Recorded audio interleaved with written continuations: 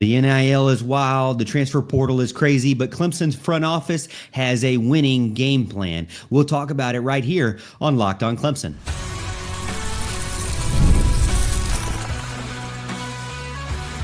You are Locked On Clemson, your daily podcast on the Clemson Tigers. Part of the Locked On Podcast Network, your team every day. What's up, Tiger fans? Morgan Thomas here, Clemson grad, big Clemson fan, your host, Locked On Clemson, and sometimes producer and host over on 105.5 and 97.5 FM, The Roar. This is Locked On Clemson, your daily Clemson Tiger podcast, part of the Locked On Podcast Network, your team every day. If you're new here, make sure you hit that like and subscribe button so you don't miss a thing. We have exclusive Clemson content every single weekday. And you can follow me over on X in between episodes at the Morgan T Show. Today, we're going to get into Clemson's front office and how they are beating the NIL game. Before we get into it, this episode is brought to you by 5-Hour Energy. Head over to 5hourenergy.com to find over 15 flavors to choose from. Need one now? Grab a 5-Hour Energy shot at your local grocery or convenience store. Stock up today and stay energized with 5-Hour Energy. Coming up on today's show, we're going to talk about Clemson's front office and how they're giving us the NFL edge. We're going to talk about how Clemson is handling the NIL and keeping their stars on the roster that they need, and why players are picking Clemson over the portal and building loyalty over time. The cool thing that I saw recently was in a podcast on Two Right Turns. If you've seen it over on ClemsonTigers.com or Clemson Plus, it's a really cool podcast with Ross Taylor, the sports information director, Kevin Kelly, a new member of the staff here for evaluation, and then Jordan Sorrells, which has been a guy who's really now the general manager, I guess you could say, no longer the recruiting coordinator, but he's now the general manager for Clemson. And what was really interesting to me was how much Clemson's front office is now going to be built like an NFL team's front office.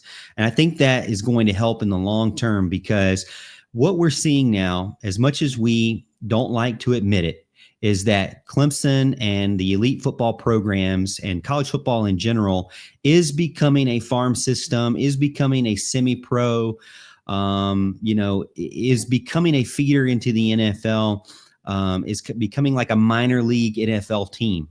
And, for those people who don't like that, I mean, really, it's kind of, you can't unsqueeze the toothpaste. This is the way it is. This is the way it's, developing and growing into. And I do think, without getting too far into it, I do think that it's great for college football players, for the fans and everything, to make sure that those players are compensated correctly for the amount of money that's pouring in to the program.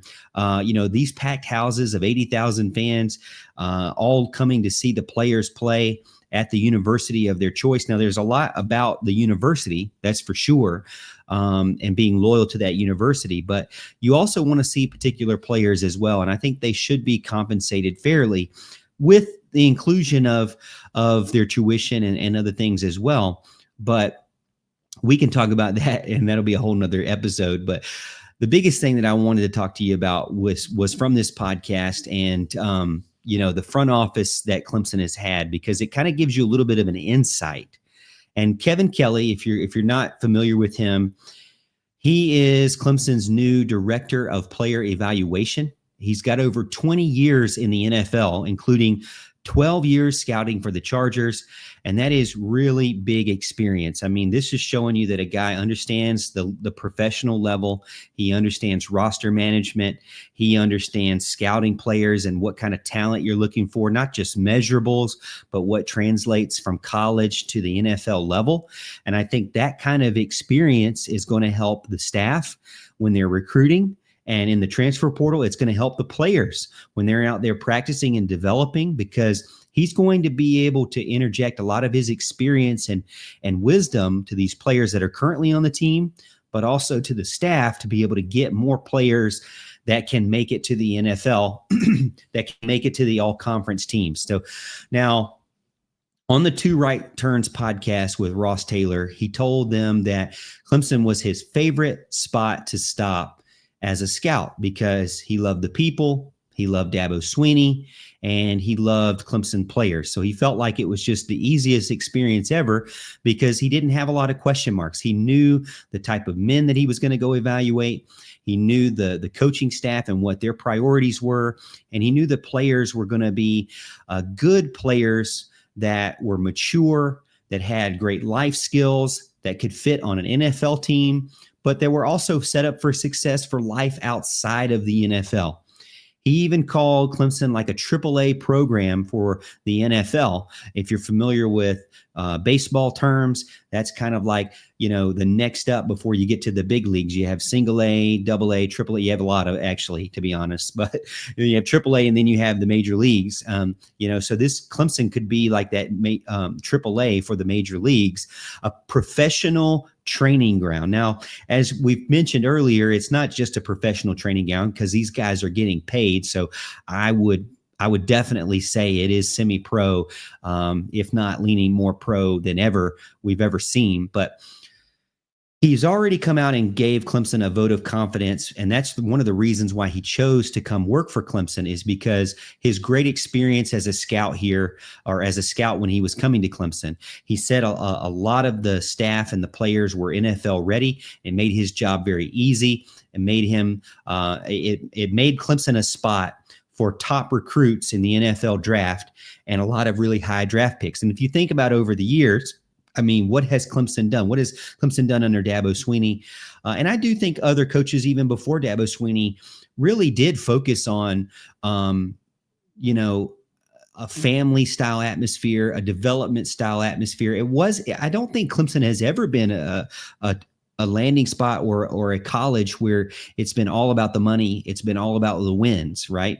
Before Dabo Swinney, it definitely wasn't all about the wins because there were some tough years for sure. But I do think that Clemson does a great job in developing their players and making them not just good men for football, but good men for husbands, fathers, and businessmen and business leaders and community leaders as well, with the Paul journey and everything that they have going on. So I think it matters to us because it shows not just the current players and the fans, but it shows even recruits and transfer portal players that, hey, this is a program that experienced staffers in the NFL not only enjoyed being around, but had trust and also loved their experience so much they want to come to Clemson and work for Dabo Swinney and help improve the program. So now this staff and this football program has this guy, Kevin Kelly, that can help the program not just find the right players because of his scouting experience, but develop them to be ready for the NFL. Now, they also had Jordan Sorrells on there, and a lot of you probably already know Jordan Sorrells. He's been around for a long time, 11 years with Dabo Swinney. He is always been focused on building the team, making a program that lasts. His philosophy was, we're not just going to go out and get a bunch of one and done players, a bunch of players from the portal. Now they're going to get some transfers here and there. They're going to get some graduate students here and there. But the biggest thing for him was keeping that focus. And I think Dabo Swinney probably, led him down this path too, but focusing on those high school recruits and making sure there is a true pipeline there. Because what have we seen with college football? We actually have seen a lot of programs just absolutely ignore high school recruiting altogether. I don't mind the way Deion Sanders has been doing it, but one of the things that he has come out and said is, hey, I'm not traveling to you. I'm not going out on the recruiting scene. You can come to here if you want to, and we're going to go heavy into the free agency transfer portal and just keep rebuilding and reloading for sure. So I can understand that approach. I think other places out there are also doing that as well. But the problem you have is that there is no, it hurts stability. I think it hurts development. It hurts your third and fourth string because you have a lot less loyalty in the depths. And so what we're seeing from some of these places, I would say there's a sweet spot, wouldn't you? there's a sweet spot there where there's too many transfer portal guys and you lose any loyalty that you ever had, and you're constantly having to replenish almost your entire roster. And that, to me, would make your life even worse. So you don't want to go down that route. I do think you want to supplement your recruiting mishaps or your players that leave before they were fully developed. I think you do want to supplement with the transfer portal. You can't completely ignore both player markets, but the culture is important. And if you look at the transfer portal players that they did bring in this season, they brought in guys that wanted to be at Clemson, not just for the money, right? The money is there. We know that. It's not a surprise. A lot of people in the national media may want to twist Dabo Swinney's comments to say, oh, well, Dabo doesn't like the transfer portal at all. He doesn't like paying players at all. And he wanted to quit. He said he was going to quit if he ever paid players. That was all kind of twisted what he really said. He did not want to turn them into employees. And that's still on the table, in my opinion, but he still wanted it to be development and be about not just getting to the NFL, not just making a lot of money right now, but developing you to be a well-rounded person overall, not just a football player. I think Clemson needs to keep staying Clemson, and it kind of gives you a good balance. Like Kelly can be that guy and say, hey, this is the type of guy you need. I know this guy fits, the culture, but he's a terrible player. You're missing on this, and this, right? So he wouldn't be a take for me at the NFL level, right? Or at the scouting level. So Kelly can kind of be blunt on that side of things, and Jordan Sorrells can kind of put in what he feels as far as culture and what he feels as far as what the roster needs. So I think they can balance each other out really well. The good thing about Clemson is that they're going to always stay Clemson as long as we have this staff that we have around. And it looks like not only is Clemson adding to the football program from a player standpoint, the right players that they need, but they're adding the right staff as well. So it's pretty cool to see what we've got. We've got a staff that's not going to quit when things get tough, and you got players that's not going to quit when things get tough as well. It matters because Clemson's heart, even though things are changing, I know it scares a lot of people, but Clemson, the heart of Clemson is still Clemson. They're going to keep winning, but they're going to do it the right way. All right, we're gonna go on a break real quick, and we're going to talk next up about Clemson's front office edge and how they are working on and working with the NIL.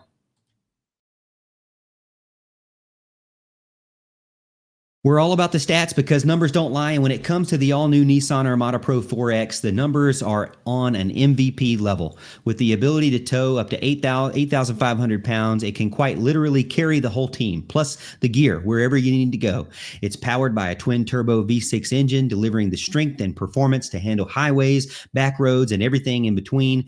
And with room for up to 8 people, the Armada Pro 4X is built for big crews, big adventures, and even bigger memories. Whether you're exploring off-road trails or rolling up to the arena, the Armada Pro 4X brings power, versatility, and style wherever you go. Take your adventures to new heights in the all-new Nissan Armada Pro 4X. Learn more at nissanusa.com. And this episode is also brought to you by our friends over at FanDuel. March Madness is here, and FanDuel is giving you the chance to get in on the action like never before. Right now, new customers can get $200 in bonus bets when your first $5 bet wins. That's $200 extra bucks to use on everything from buzzer beaters to Cinderella stories and even who's cutting down the nets. I love FanDuel because the app is simple to use, and when I win, I get paid instantly. I don't have to wait around. So go visit FanDuel.com and get in on the college hoops action all tournament long. Clemson's NIL plan is smart, and it is built to win. Clemson focuses on teaching more than just making a bunch of money. Jordan Sorrells came out on the podcast and said that NIL is not just throwing cash at players. It is about developing them on and off the field and making sure they understand and learn life lessons. And I think that's really important because you know what's going to happen. And this is something that I've been really worried about for these players for sure, is that what's going to happen is we're going to have a scandal. I mean, hopefully it never happens at Clemson. Hopefully, but you're going to have a situation where a player abuses their money, where a player just tears through all their money. And you get to a situation where you have former players out there that have just really destroyed their wealth and their lives because of bad decisions in finances. And so he said that Clemson staff is teaching them about contracts, teaching them about branding, making sure that they understand what real business is all about, keeping it simple now as well. All the players deal through the university. It's not about, individual handouts. They focus on growing the talent first, but also developing that talent and building out their NIL, their branding, and their own personal business, if you will. So the guys are learning how to negotiate contracts. They're learning how to build their name, image, likeness. They're learning how to build their social media presence, and also build on those life skills like doing the taxes and understanding how to negotiate, and not just making a big paycheck. And it matters the most because this type of stuff, I think, sets Clemson apart. Their players are ready to leave, and they're focused on not just winning in the NFL, but winning at life as well. Recruits should love that, and I think the current players on the program love that as well, because they know that they when they get thrown out there, they're ready for the real world. And it kind of reminds me of what we did in the military. When I left the Army, we had kind of like programs that would help you transition into the civilian world, because it is kind of scary. If all you've known is college football, if all you've known is the military, and then you have to step out on your own and you have nobody to hold your hand anymore, you have no support system, life can come at you really fast. I know a lot of you know that because it has come at you as well. But I think that that's going to be a big recruiting pitch for Clemson and a big retention aspect for Clemson going forward. So they also mentioned about how they really focus on keeping their stars second in the nation past season and keeping their players from the previous season. And, one of the things that Jordan Sorrells mentioned is that you don't do that without paying players fairly. Cade Klubnik, TJ Parker, Peter Woods, they're all staying around, and they're all staying around because they're getting paid well, but also because they want to be here at Clemson. So it's not all about that. But I think that the reality is with today's college football is that it takes money, and the Clemson fan base has stepped up in helping with the collective, the 110 Society, and Clemson is able to keep their talent. And Dabo Swinney has also mentioned that retention really is the big thing. And I've had a lot of people ask me, but does Dabo really pay players? There's just been a huge lie that the national media has said and kind of twisted his words. He has been using NIL in his way, the right way. And the main thing he focused on was retention. And, to me, Dabo Swinney, if you're willing to put on that Clemson uniform, then he's going to pay you well. If you're willing to put in the work and put in the commitment, then Dabo Swinney and Clemson are going to pay you well. They're not just going to throw money at you and hope that you fill a roster spot. That's just not what they're about. And I think that's good. And overall, it's helped them keep talent. It's helped them stop losing players to the transfer portal compared to other programs out there. And getting these big time guys that you love to stick around, that have built a name at this program and that you've seen in downtown Clemson, that's exciting for the fan base as well, because you get to know that your stars are coming back year in and year out. And, Jordan Sorrells mentioned that he loves doing those deals because you're rewarding players for their hard work. So I think that it really kind of reiterated the fact that, hey, Clemson's support from the fan base is definitely there. The collective raising money is definitely there, and that the staff is focusing, one, on retention of the stars, retention of the developing players that are helping the program, and then two, adding in where they can in recruiting and in transfer portal to kind of supplement where those other areas may be lacking, or the roster may have been a little bit weak. After the Texas loss, Jordan Sorrells said he was in the office on Sunday morning and he was talking to the players, and every one of the prior players came to him and said, hey, we want to know what Clemson's offers first. We don't want to talk to anybody else. We want to stay. That's what it's all about. Retaining the players that have already committed to your program, that have wore the tiger paw, that put on the orange and white. They stay for the atmosphere, for the culture, for the relationships, for the growth that they're getting, for the development they're getting as a football player, but as a person, and also for the love that they get from the staff and from the fan base as well. So you deal with free agency. I mean, it's kind of sad to say, but before the season even ends, I mean, when you get into the postseason, what's crazy about college football and really college basketball is that the season's not over with, and you're having to deal with retention conversations. So Clemson's season was over with in that scenario, but there's a lot of teams that go further on in the postseason, and they're having to deal with it while the season is still running, and which I don't know if they're ever going to fix that, but I wish that they would. But free agency is real in college football, and players really have all the control. But if you develop a place where they want to, a culture and an environment where they want to stay, where their life has been changed for the better, then that's going to make retention and paying players even easier further down the line. It's going to continue to keep Clemson and can continue to keep Clemson a special place that's different.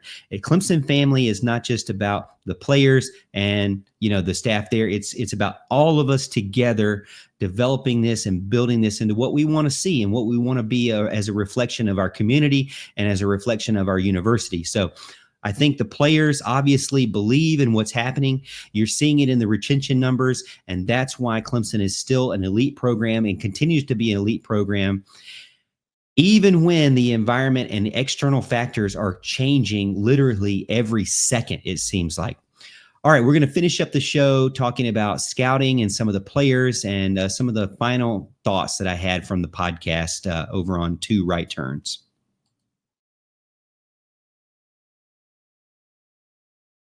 Daylight savings snuck up on us again, and if you're feeling that lost hour of sleep, 5-Hour Energy has your back. The extra sunshine means more time for fun, but sometimes you need a little boost to power through. Whether you're staying up late watching NCAA tournament, squeezing in a round of golf after work, or just trying to keep up with a busy day, 5-Hour Energy gives you that quick, refreshing pick-me-up whenever you need it.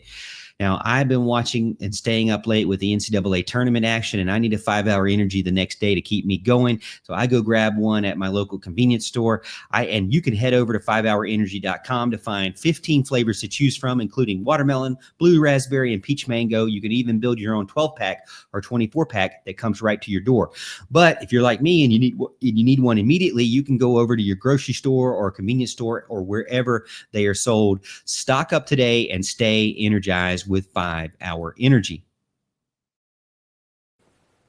The NCAA tournament is here, and so is the bracket breakdown. Locked On Podcast Network and Amazon Fire TV channels are teaming up to deliver NCAA tournament coverage like never before.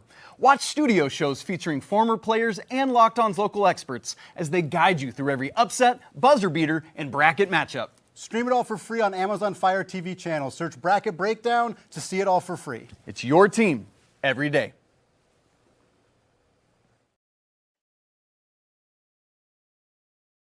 And one of the things that I thought was really cool was a story about Wade Woodaz and how he was kind of a late take.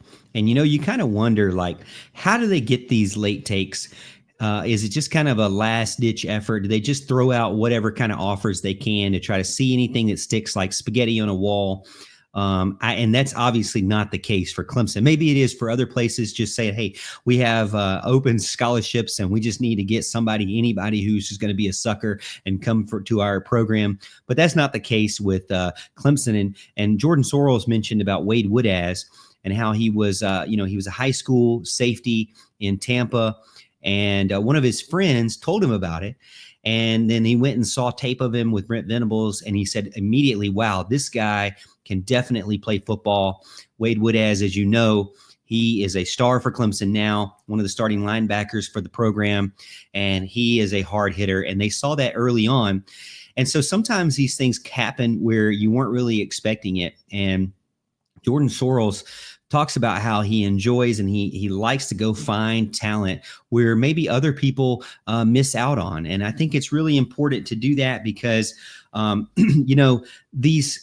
the thing about these recruiting websites that are out there and these recruiting analysts that are out there, the thing is that they can miss a lot of things because they go to these big camps. And if you miss out on going to big camps for whatever reason, or if you're not on a big program that gets a lot of eyeballs, then a lot of these recruiting agencies can just miss you or not even find you at all. And so one of the things that I like about Dabo Swinney is that he likes to get guys on campus so that he can see them and evaluate them himself and get his staff to see them. So doing those things can really help you figure out, okay, is this really a guy that can fit for my team or not, and not just going by the star rating. Now, a lot of times the stars do work out, and 5 stars are true 5 stars and 4 stars are true 4 stars. But when it comes to like 3 stars and 4 stars, to me, there are so many, and there's a limited amount of time you're seeing them.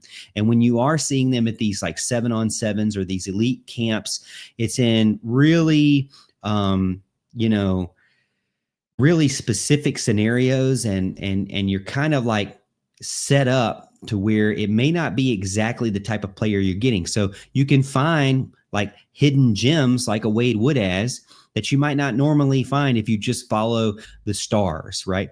And what the recruiting agencies are saying out there. So I like that he is putting in the work and finding and digging deep and kind of keeping his networking open to where he can find players that maybe got overlooked by other people. Now, while Jordan Sorrells can really get focused on certain players and scout them in that way, we mentioned earlier Kevin Kelly in the mix, and Kevin Kelly mentions that he likes to keep it real. He says sometimes he feels like Sorrells can really fall in love with the player early, but Kelly can come in and say, hey, you know what, based on my experience and what I understand as a scout from the NFL, he can keep it real. And sometimes he can be blunt and say, hey, you know what, this is not working. This is not the guy you need. There's a lot of red flags here and there, or maybe even yellow flags that Jordan Sorrells wasn't aware of. But I'm not saying that as a knock on Jordan, but I'm just saying that these two guys seem to work really well together, and they want to combine the best of both worlds to be able to scout as best as possible. And I'm really not hearing that from a lot of other programs out there.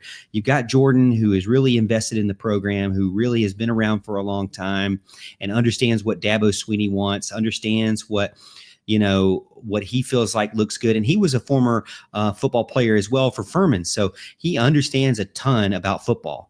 And then but he is probably lacking in the side of NFL and scouting side of things and just the elite level talent. So that's where Kevin Kelly comes in, and it makes that team tight, makes that team kind of a gold standard where there's no weak links. There's no, biased in one way or another, where they can kind of be a checks and balances for each other. I really like that too. And Kelly also mentions that Dabo really brings in a good mix to the bunch as well, because he has a lot of real life, experience being in college football for, decades and decades. And being such a strong man of faith, a strong person believing in development and still believing in education. And having that background as being a walk-on and having to like prove yourself from day one when nobody else believed in you. And now look at where you're at. Players can really resonate with that. And young players can say, you know what, nobody really believed in me either. And I want to be around a head coach that knows what it's like to put in the work. And I think that even resonates with guys who are the humble 5 stars and not the cocky, 5 stars that just believe that they're the God's gift to college football or football in general. But those 5 stars that are kind of on 4 stars, and those elite guys that are, like good culture fits, really could resonate with Dabo Swinney as well and say, you know what, this is the kind of leader that I want. Somebody's going to develop me. I know I've got a good chance to get to the NFL, but also somebody's going to develop me into a good person and somebody who knows what it's like to put in the work. And if you look at the amount of players that Clemson has been able to put in to the NFL and move on to great things, even outside the NFL, I think Clemson does a great job with that. And Dabo Swinney, Don Munson and I were talking one time at one of the games in the press box before a game, and he mentioned to me just how shocking it was. Have you ever seen those spreadsheets that come out when it's like the graduation rate? And he said that he told me, he's like, there are guys, there are schools out there that have like 40 and 30% graduation rate. And that is just embarrassing. And it honestly should be punishable, should be punished. And this is my opinion, but should be punishable by, some sort of governing factor. Now, I don't know if it would be the NCAA because we know how that is, but from Don's perspective, it's embarrassing. And Clemson's on the other end of that. Clemson's up there with Stanford as far as being able to get guys graduated. I think there's only a handful, not even 2 handfuls of guys that have come through Clemson and have been there 4 years and have not graduated. And even still, you hear stories about guys who don't graduate and they come back a few years later because they feel like, they want to make right on Dabo Swinney's promise to make you a better person and to value education. And that gets kind of lost in today's day and age. But I do think elite programs, especially if they're going to be tied to a university, it's not appropriate to have 40 and 30% graduation rates. I don't think that is the way we want college football to go. Even when we're starting to pay these guys, even when they're paying the guys millions and 6 figures, you still want to have some sort of connection to college football or to college and to a university and to furthering education, right? Not just making it all about getting to the NFL or all about making a lot of money. And really, that's kind of what this whole podcast with, 2 Right Turns was all about was, hey, Clemson's involved. Clemson's got a staff that cares about recruiting, cares about the NFL, cares about scouting, cares about NIL and paying players the right fair market value, but also cares about development and things outside of football. And that balance really is Dabo's gift. I mean, he's able to balance both. Clemson wouldn't be who they are today without a head coach like Dabo Swinney. Now, I know he gets a lot of flack from some of the fan base who may get fickle when there's a loss here or there, but winning is difficult, as Dabo says. Winning at a high level is difficult. That's why you see it's more cyclical than anything. The teams that are good right now, go look back in the 90s and see if they were good, and some of the teams that were good 2 years ago are struggling right now. And so you can't always guarantee that you're going to win 10 to 12 games every single season or more. But what you can promise yourself and make a guarantee is how you are developing and building your roster. And I think Dabo Swinney is doing it the right way. Hey, I appreciate everyone's love and support over here on Locked On Clemson. Thank you so much. We got one more episode. This will be Monday, and that'll be the end of March. So I got one more episode before the end of my 2nd month here. Hopefully you're enjoying the shows. I know the views are coming up, so I really appreciate all your love and support over on Locked On Clemson. Thank you so much, Clemson Nation, for giving me the time of day. And I appreciate everyone here. And thank you so much for making Locked On Clemson your first listen today. Make sure for your second listen, check out Locked On College Basketball. There's still college basketball to be had. Isaac Shade and Andy Patton, their March is here, and you want to be the most informed college basketball fan throughout the madness. So find Locked On College Basketball on YouTube or wherever you listen to podcasts. And as always, Tiger fans, we'll see you at the top of the hill.